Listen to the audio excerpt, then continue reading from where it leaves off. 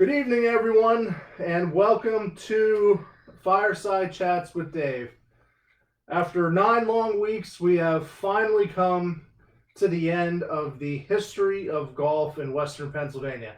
And I know you're probably sitting there watching this video thinking to yourself, Dave, did you save the best for last? And as much as I'd like to say yes, I think the last 8 weeks have been a great ride, and we've discussed a lot of fantastic information. But I will say this: I saved my best pair of pants for the last week, and I hope you enjoy these beautiful threads from the 70s, made famous by the likes of the greats like Jack Arnold and more recently Ian Poulter. So tonight, for our final week of the history of golf in Western Pennsylvania, we're going to talk about golf in our region today. As I've said every week, if you've missed any of our previous episodes, be sure to check our Facebook page and our YouTube channel. And after tonight, you'll be able to marathon, binge watch our history of golf in Western PA and be completely caught up. So without any further ado, let's jump into week 9, golf in Western Pennsylvania today. And this week, we're gonna discuss several different areas.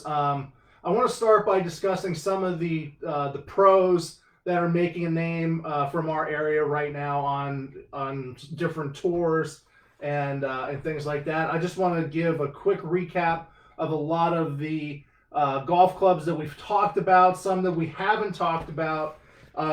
Give you a little update on the WPGA, the Western Pennsylvania Golf Association. And at the very end, I'm just going to wrap everything up and give you a couple recommendations for further readings or watchings to do at your own leisure. So let's start by talking about some of the local players that are impacting today's game. And one of the first that I'd like to highlight, and this one is going to be near and dear to everybody in McKeesport, and that is none other than Brian Cooper. Brian is currently a player on the PGA Champions Tour. That is the 50-plus tour. And Brian was born and raised in McKeesport. And for Brian, golf really wasn't much on the radar growing up. He played everything from baseball to hockey. And in fact, he was actually recruited to play collegiately. And he did play college hockey at Duquesne University, where he graduated in the early 90s. And after graduating, Brian turned to golf. He was offered an opportunity to become a professional in the area, and he worked locally before relocating out to Phoenix, Arizona, where he still resides today. And since then, Brian has made a go of it as a professional golfer and made a go of it on tour. For those of you that are avid golf fans and are fans of the Golf Channel, Brian has twice appeared on the Golf Channel's Big Break series. And since the mid-2010s, Brian has participated on the PGA Tour, the PGA Latin American Tour, and most prevalently on the PGA Champions Tour. Unfortunately, Brian hasn't won a tournament on the PGA Champions Tour, but he's done very well for himself. In the last 2 years, in 2018 and 2019, he has qualified for the U.S. Senior Open Championship twice. The first time in 2018 at the Broadmoor, and then 2019 at Notre Dame University's course. And then also in 2019, he qualified for the Senior British Open. And I honestly don't remember where that was. But in 2016, Brian won the PGA Southwest Arizona Open. And the following spring, Brian took home the PGA Southwest Senior Arizona Open. And he became the very first professional in the PGA Southwest section to hold both of those titles at once. Today, Brian continues to chase the dream and play on the Champions Tour. He participated in 6 events last season, and hopefully once the Champions Tour gets going again after this pandemic, he'll get a chance to tee it up a few times this season as well. And when he's not on the golf course, Brian likes to spend a lot of time with his young son Ashton, who is an avid sports partaker himself, whether it be golf or hockey. And we at the center would like to thank Brian for his contributions to our exhibits. Brian is featured in our sports exhibit. He was generous enough to donate a club and some memorabilia from his trip to the 2018 U.S. Senior Open. So we're very thankful for Brian's involvement with our museum and with our collections, and we hope to do more with him in the future. So thank you to Brian, and for all you McKeesport, make sure you support Brian when he's out on tour. The second name I want to talk about is Sean Knapp. Now, Sean did not go professional. He has been a career amateur, but he is arguably one of the region's most prolific amateur golfers of the last 30 years. He graduated from IUP in 1985, and since then, he has won over 18 individual Western Pennsylvania Golf Association titles, including a 6 consecutive year run as the West Penn Amateur Champion, and that was from 1998 until 2003. In 1997, he also took home the Pennsylvania State Amateur Championship title, and he has participated in over 40 USGA sanctioned events in his career. And in 2017, he won the Senior Amateur Championship at the Minnetonka Club in Minnesota. So congratulations to Sean, who continues to participate in USGA and WPGA events in the area and nationwide. The next individual I'd like to talk about, you probably recognize this name if you've watched golf for the last few years or last 2 or 3 decades on the PGA Tour, and that is Rocco Mediate. Rocco was born in Greensburg in 1962 and grew up in the area playing in the Whippeal tournaments before attending Florida Southern University. He turned pro in 1985, and he's won 6 times on the PGA Tour, his most recent win coming in 2010 at the Safeway Open. You probably best remember Rocco for his duel with Tiger Woods at the 2008 U.S. Open at Torrey Pines in California. And if you aren't familiar with that tournament, Tiger would go on to defeat Rocco in a 18-hole playoff for the title while playing with a double fracture of his leg and a torn ACL. Tiger would miss the remainder of the 2008 season after taking home the U.S. Open title that year. But Rocco really gave him a run for his money and really deserved to win, quite frankly. Not that Tiger didn't, but Rocco played so well that week, it would have been great to see a Western Pennsylvania take home another U.S. Open title. Today, Rocco plays on the Champions Tour alongside Brian Cooper. He has won 4 times on the Champions Tour in his career and has one Champions Tour major to his name, the 2016 Senior PGA Championship. And as I said, he continues to play on that tour. The last gentleman I want to talk about is Brandon Todd, who is currently playing on the PGA Tour. Brandon was born in 1985 in Pittsburgh and grew up in McMurray, where he played at Rolling Hills Country Club. His family moved to Georgia when he was in high school, and Todd went on to play collegiately at the University of Georgia, where he was a 4-year starter, a 4-year All-American, and won the 2005 National Championship with the Bulldogs. He joined the Nationwide Tour, which is now known as the Korn Ferry Tour, in 2008, and won his very first professional tournament that year at the Utah Championship. He would win again on the Nationwide or the Korn Ferry Tour in 2013. In 2014, he broke onto the PGA Tour and won his very first tournament on that tour at the HP Byron Nelson Championship in Texas. And just this past November, Brandon won twice, first in Bermuda and then in Mexico.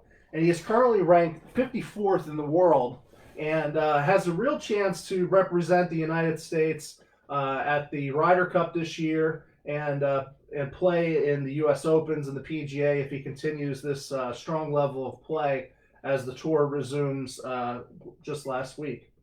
So those are the four players I wanted to focus on that are impacting the game right now. Of course, there are countless others from club pros to teaching pros, but I wanted to highlight those four, as you would probably recognize those four names, and I hope that you'll get to meet a pro near you and maybe even take a lesson with them in the future. So let's talk about the golf courses. Our very first week, 9 weeks ago, we discussed the foundations of the majority of the major golf courses in our area in that episode. And in subsequent weeks, we've talked about different courses that have hosted other events. And I just want to go do a quick recap of all the courses we've talked about, where they are today, and where they've come. So, as I mentioned that very first week, in the present day, 2020, there are over 700 golf courses in Western Pennsylvania in the entire region. And let's go down the list of some of the big ones that we've covered. So let's start with Oakmont, established in 1903, and since then has played host to 19 national championships and a record 9 U.S. Opens. And next year, 2021, the U.S. Amateur will return, and in 2025, the U.S. Open will return for a 10th time. So it'll be the first club to reach double digits in U.S. Opens hosted. So be sure to get out to Oakmont next year to see the Amateur, and in 2025 to see the Open. The very first club that we talked about in our area was Allegheny Country Club, which got its start in Allegheny City before moving to Sewickley. 2020 is their 125th year in existence, and they are still flourishing up there in Sewickley. They've hosted 3 USGA sanctioned events: the 1954 U.S. Women's Amateur, the 1990 U.S. Women's Mid-Amateur, and then the 2001 U.S. Senior Women's Amateur. And Carol Semple Thompson, the local legend, who won 2 of those tournaments on her home course, still calls Allegheny her home course to this day. Pittsburgh Golf Club, we discussed them. They opened in 1897 in Shenley Park, and the golf course still exists. It is now known as the Bob O'Connor Golf Course in Shenley Park. It's a public course, and it is home to the First Tee program of Pittsburgh, which gets kids involved in the game. Now, the Pittsburgh Golf Club still exists to this day. In fact, I was there just last year, though they don't have any connections to the game of golf anymore except for their name, and they haven't since 1930. The Pittsburgh Field Club we talked about in our very first episode, and of course they played host to the 1937 PGA Championship, which we talked about last week. They continue to be one of the premier clubs in our region. And the same could be said for Fox Chapel Golf Club, which is right next door to the Field Club. Besides Oakmont, Fox Chapel has hosted the most national events in our region. It hosted the 1968 U.S. Senior Amateur Championship, the 1985 U.S. Women's Amateur Championship, and the 2002 Curtis Cup. And in 2012, 13, and 14, it hosted the Senior Players Championship, which was won by Joe Daly, Kenny Perry, and Bernhard Longer, respectively. Heading down Route 30, Latrobe Country Club continues to flourish despite the death of their owner and their patron, Arnold Palmer. And the same can be said for Laurel Valley Golf Club, which was founded by Palmer in 1959. Of course, Laurel Valley played host to the 1965 PGA and the 1975 Ryder Cup, as well as the 1989 U.S. Senior Open, 2001 Pennsylvania Classic, and the 2005 Senior PGA Championship. One of the courses we talked about several weeks ago was Churchill Valley Country Club, which opened in 1932 and for many years flourished between Penn Hills and Churchill. And it played host to 3 consecutive women's majors in 1957, 58, and 59, with 2 women's PGA championships and a U.S. Women's Open. But unfortunately, Churchill Valley closed down in 2013. And if you drive by today, it is the community is working very hard to turn that into a greenway. It's a very popular walking destination, as you'll always see some cars parked in the parking lot and people walking their dogs or riding their bikes on the cart paths. One golf course that we didn't discuss very much and probably should have gotten a little bit of discussion was Mystic Rock at Nemacolin Resorts. This is a Pete Dye designed golf course, and Pete Dye is the designer of such famed courses such as the TPC Sawgrass, where the Players' Championship is held every year, and just unfortunately recently passed away. Mystic Rock and Nemacolin used to play host to the 84 Lumber Classic, which was a PGA Tour stop from 2003 to 2006. And the winners of those 4 tournaments were J.L. Lewis, major champion Vijay Singh, Jason Gore, and major champion Ben Curtis. Nemacolin or Mystic Rock is still one of the premier places, premier public courses, I should say, in our region. And if you ever get a chance to go down there and play, I've heard nothing but wonderful things. Edgewood Country Club, we discussed in our very first episode 9 weeks ago. And that was the club that, for the first 25 years of existence, was very nomadic. It seemed to move every year or two for a number of years before it finally settled down in Churchill in 1921. And it has remained at that location since. So for 100 years, it has remained at Churchill. It is a Donald Ross designed course, who also has designed such famed courses like Allegheny Country Club in our region, but also Pinehurst No. 2 in North Carolina, and other major championship courses across the country. And it's definitely one to go and check out. I highly recommend it. And the final one I want to discuss is for everybody in the Mon Valley, and that, of course, is Youghiogheny Country Club. As we discussed, it was McKeesport's wealthy playground starting in 1911. The course was installed in 1913 and then expanded in 1921 and into 1922. It's hosted several WPGA events, including the West Penn Open and the West Penn Amateur. And of course, in 1969, Arnold Palmer qualified for the U.S. Open at Youghiogheny, shooting 136 over 36 holes to qualify for the 1969 U.S. Open at Champions Golf Club in Texas. And the Heritage Center was very hopeful that we were going to be able to pull off our very first fundraising event known as the Heritage Golf Classic in 2020, but we are, as the golfers say, taking a mulligan, and we'll be teeing it up at Youghiogheny in 2021. So for those of you out there that want to support the center and support the game of golf, we highly recommend you get in contact with us later in the year and next spring, and we'll get you out there on the links at Youghiogheny and participate in the very first Heritage Golf Classic. So one of the final things I want to talk about as far as golf in our region today is the West Penn Golf Association. If you remember back to our very first episode in mid-April, early April, when we talked about the foundation of the local courses, we also discussed the foundation of the West Penn Golf Association in 1899. And of course, it was headed at that time by John Moorhead, who also was very instrumental in starting Allegheny Country Club. And it still overwatches the game in our area. The organization annually hosts 14 different individual championships, with the West Penn Amateur and the West Penn Open being their flagship tournaments. But it also hosts 9 team competitions.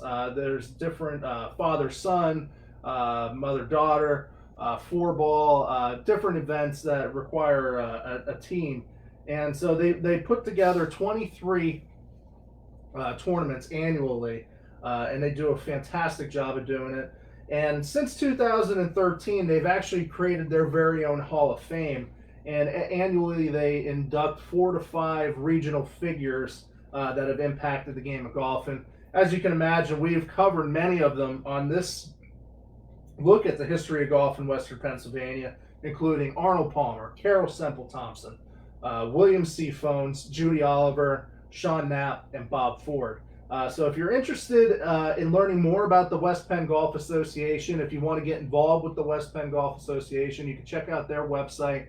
It's wpga.org, and I highly recommend supporting them or getting involved with them if you're an avid golfer and want to participate in some of these prestigious championships across our region. So that brings us to the very end of the road here. It's hard to believe that we started this 9 weeks ago, and I'm very glad that you all joined us every week to learn a little bit about golf in our region, between the U.S. Opens and the amateurs and the PGA, women's golf in our area, of course, Arnold Palmer, and every other topic we covered. I thank you all for tuning in to every one of these episodes. And as I mentioned in the beginning, if you've missed an episode, be sure to go back and watch those again, whether it be on our YouTube channel or on our Facebook page. Now, if you're interested in learning more about golf in America, or specific figures in golf, I highly recommend any of the Golf Channel films, especially the ones on Ben Hogan, Jack Nicklaus, and Arnold Palmer.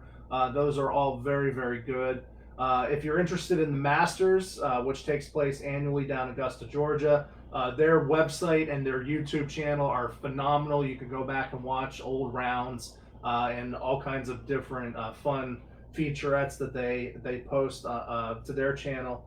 If you're an avid reader like I am, I can recommend a plethora of books, but one I would very highly recommend if you want to know the detailed history of golf in America, especially those early years, the first 30, 40, 50 years of golf in America. I highly recommend The Story of American Golf by Herbert Warren Wynn. You could probably get a copy of that on Amazon or on eBay, and I highly recommend it. It's a great resource of golf history. If you're interested in the likes of Ben Hogan, Arnold Palmer, James Dodson has written several great books, as has John Feinstein and Mark Frost. Mark Frost wrote The Grand Slam on Bobby Jones, The Greatest Game Ever Played on Francis Ouimet and Harry Vardon, and a book called The Match, which was a famous match between Ken Venturi and a couple of other pros. I highly recommend all of those books and authors, so make sure you go out and support them if you're interested in reading up more. And I think that's it, everybody. The center is reopened, so please make sure you stop in and see us. We have some new things out on display, and we're working hard to add more to the museum every day. That way you guys always have something new and fresh to look forward to.